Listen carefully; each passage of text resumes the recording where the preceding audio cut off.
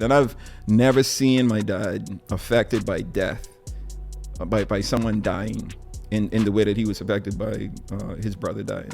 I just remember it being like super hard on him. Keep in mind, his mother had passed a few months earlier. I know it was difficult for him too, but not as difficult as when his brother died. I remember, his healing process and him coming out of, that grieving period.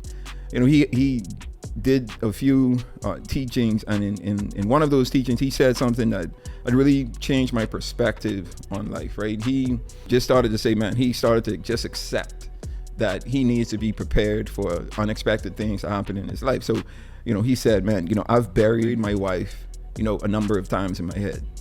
Now, I think at the time, I was a teenager at the time, so hearing him say that, first of all, it was shocking, right? Because my old lady was very much alive. And for him to say that he buried her a number of times in his head. So he was like, so she could pass and I'll be good because, I'm prepared.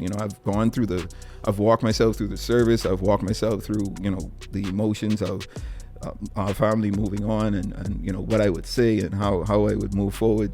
He prepared himself. He has mentally prepared himself for that unexpected moment to happen. He didn't wish it to happen. Let me just say that. Let me make that clear.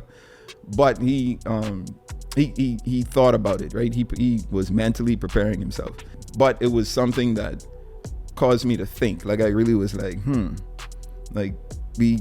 maybe I should start preparing myself for death. But it wasn't preparing myself for any particular person's death, right? Again, I was young, didn't expect anyone close or family related to die, especially my parents or my sister or whatever. So it was just one of those pivotal moments where you are introduced to a thought or an idea and it resonates with you. And that's kind of where my mentality started to shift when it came to death.